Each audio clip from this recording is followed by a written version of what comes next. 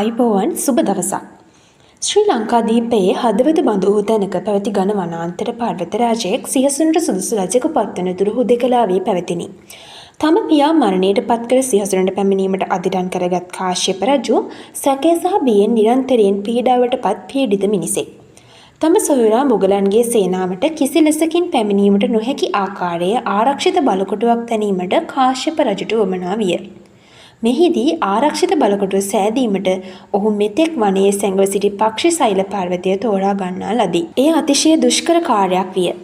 දහස් ගණන් ශ්‍රමිකයන්, ඇතුන් සහ විශ්ව කාර්මිකයන් ස්වභාව ධර්මයේ ආශ්චර්ය නිමැවුමක් බවට පත් කිරීමේ අසීරු ඉලක්කයට වැඩ ආරම්භ කළේය.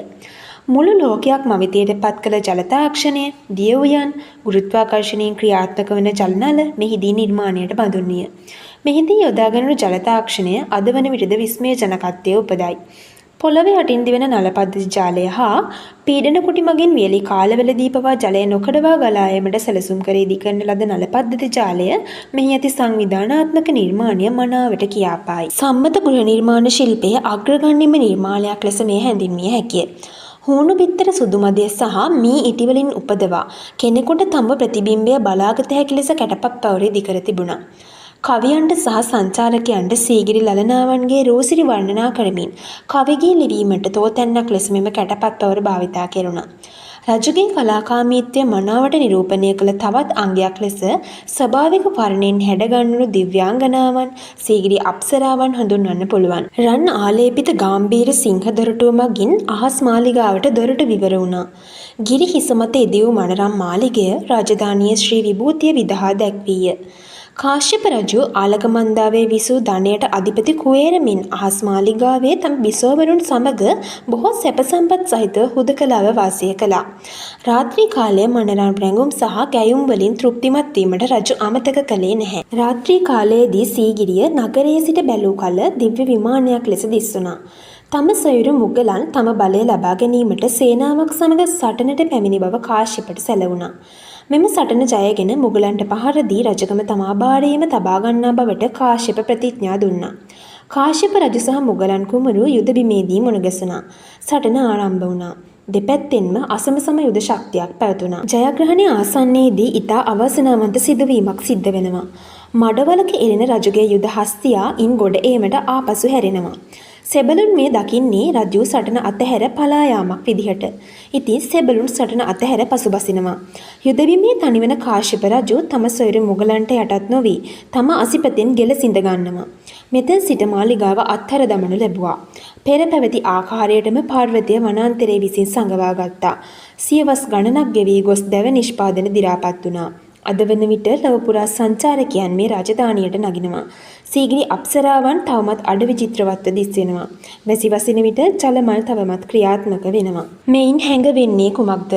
මිනිසාගේ ප්‍රතිභාව සහ දේවත්වය ස්පර්ශ කිරීමට ඇති ආශාව පිළිබඳ ප්‍රකට සාක්ෂිය සීගිරිය බවයි. මේ හුදෙක් බලකොටුවක් පමණක්ම නොවේ. ලොව අටවන පුදුමය ශ්‍රී ලංකාවේ අභිමානවත් පුරාවෘත්තය සීගිරියයි. ඉතින් අපි අද වීඩියෝවෙන් කතා කරන්නේ මේ සීගිරිය සම්බන්ධව තියෙන එක් ජනප්‍රවාද සහ මතවාද සම්බන්ධයෙන්. කොටසක් කියනවා මේ සීගිරිය නිර්මාණය කරේ කාශ්‍යප රජතුමා කියලා. තවත් කොටසක් මතවාද දරනවා රාවණාගේ සැලසුමකට අනුව කාශ්‍යප රජතුමා විසින් මේ සීගිරිය නිර්මාණය කරා කියලා. ඉතින් අපි අද වීඩියෝවෙන් බලමු මේ සීගිරිය නිර්මාණය කරේ කවුද? සීගිරියේ රජකම් කළේ කවුද? අද වෙන විට සීගිරියට වෙලා තියෙන්නේ මොකක්ද කියන කාරණාව සම්බන්ධව.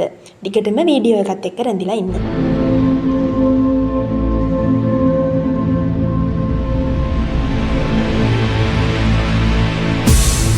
මේ සීගිරිය ලංකාවේ පමණක් නෙවෙයි ලෝකයේ පුරා බොහෝ අයගේ අවධානය යොමු වෙලා තියෙනවා. සීගිරිය මතුපිටින් දකින්නට ලැබෙන ගොඩනැගිලි සමූහයට අමතරව ඒ තුළ සැඟවී ඇති අභිරහස් බොහොමයි. මේ සීගිරි ගලේ නිර්මාණය ගැන ජනප්‍රවාද රැසක් තියෙනවා. නමුත් ඒ රාවණා විසින් නිර්මාණය කළ බවටද මතවාද දරනවා. තවත් අය මේ කාශ්‍යප රජුගේ නිර්මාණයක් බවට සලකනවා. ඒ අනුව තවත් අය මේ රාවණ රජුගේ සැලසුමකට අනුව කාශ්‍යප රජු නිර්මාණය කළ බවට විශ්වාස කරනවා. කොහොම වුණත් මේ කාලේ කාලේ රජ කෙනෙක් මේ තරම් පඩිපෙල් නැගගෙන ගල මුදුනේ තියෙන මාලිගාවට ගියා කියලා විශ්වාස කරන්න පුළුවන්ද? බැහැ නේද? මොකද රජෙක් කියන්නේ බොහොම සුව පහසුවකට ගමන් යන කෙනෙක්. දෝලාවකින් ගියා කියන්නත් බැහැ. ඒකේ තියෙන රිස්ක් එකත් එක්ක සලකලා බලද්දී. මේ නිසා අනිවාර්යෙන්ම පිළිගන්න වෙන්නේ ගල ඇතුලෙන් උමගක් තිබුණ බව.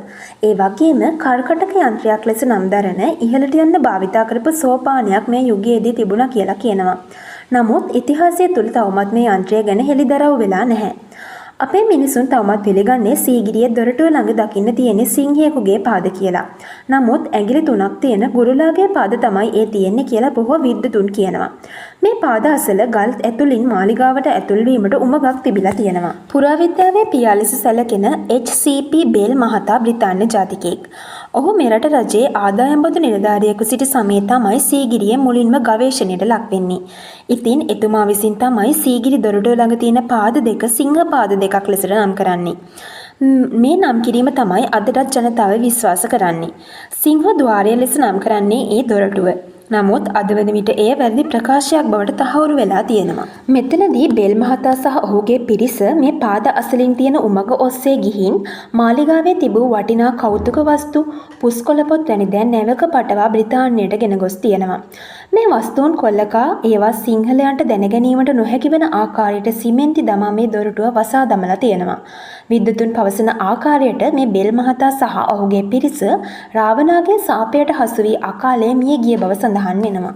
ඉතින් අපිට තවත් ජනප්‍රවාදයක් අහන්න තියෙනවා රාවණා රජුගේ පුතා ඉපදුන දවසේ අකුණු ගිනිහෙන දේවතාවට වඩා ලොකු හඬකින් හැඬුව නිසා ඔහුට නම තියලා තියෙන්නේ මේඝනාද කියලා.